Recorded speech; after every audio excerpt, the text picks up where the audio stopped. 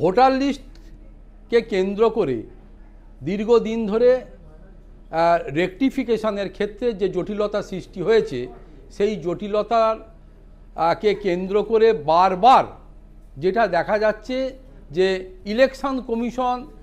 বিভিন্ন কারণ দেখিয়ে নামটা কেটে বাদ দিয়ে দেবে এবং সিগনেচার মিলছে না, কারুর দেখা যাচ্ছে যে এপিক কার্ড সেটা বৈধ নয়, তা কারুর সঙ্গে আধার লিঙ্ক করা নেই, অনেক কিছু বলা হচ্ছে। কিন্তু এরই বিরুদ্ধে সরব হয়েছিলেন কংগ্রেসের নেতা তথা দেশের এই মুহূর্তে বিরোধী দলনেতা রাহুল গান্ধী। বারবার তিনি বলে আসছিলেন যে পদ্ধতিতে এই কাজ করছে ইলেকশন কমিশন, এটা কখনো কাম্য নয়, এটা ঠিক নয়।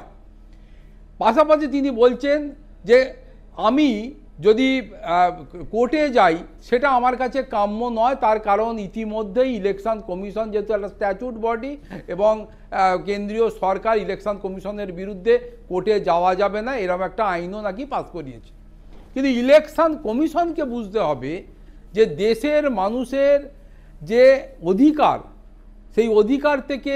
তাকে যেন কোনোভাবেই বঞ্চিত না করা হয়, শেষ পর্যন্ত খতিয়ে যেন পুরো বিষয়টা দেখা হয় যে তার নাম রাখার ক্ষেত্রে থাকার ক্ষেত্রে তার সম্পূর্ণ বৈধতার বিষয়টা আছে কি না। এই যে বলা হচ্ছে যে হঠাৎ করে ফর্ম 6, ফর্ম 7, ফর্ম 8-এর যে কাজগুলো রয়েছে, অর্থাৎ নতুন নাম তোলা বা নামকে রেকটিফাই করা,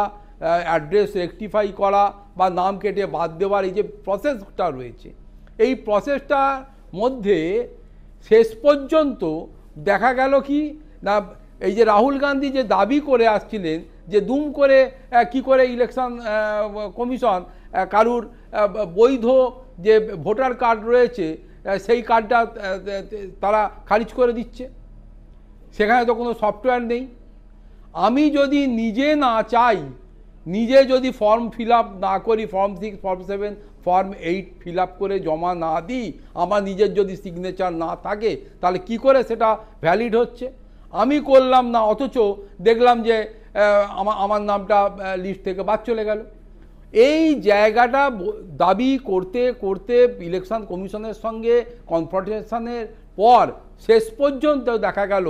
যে রাহুল গান্ধীর কথা মেনেই ইলেকশন কমিশন শেষ পর্যন্ত সেই কথার পরিপ্রেক্ষিতে নতুন নিয়ম সার্কুলেট করল এবং এখানে স্পেসিফিক্যালি ইলেকশন কমিশন বলে দিল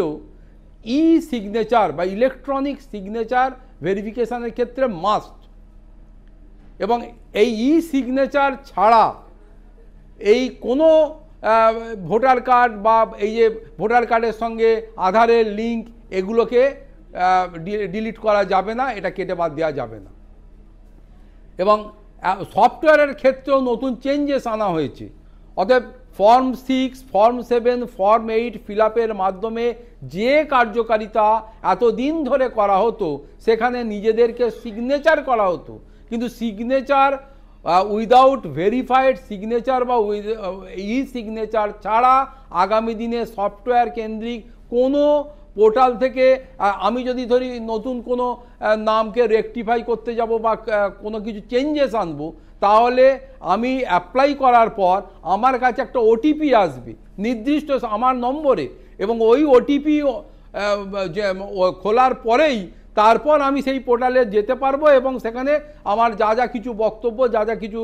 সিগনেচার ভেরিফিকেশান থেকে আরম্ভ করে সব কিছু করতে পারবো। অতএব আগামী দিনে কিন্তু ইলেকশন কমিশন যে নতুনভাবে যে সিস্টেমটাকে জেনারেট করলো, সেটা এক প্রকার বলা যেতে পারে যে বিরোধী দলনেতা আমাদের রাহুল গান্ধীর যে দাবি দীর্ঘদিন ধরে তিনি যেটা করে আসছিলেন তাকেই মান্যতা দেওয়া হলো। ফলে আগামী দিনে বিহারের বা অন্যান্য রাজ্যের পাশাপাশি আর যে সমস্ত রাজ্যে নির্বাচন কমিশনের পক্ষ থেকে এই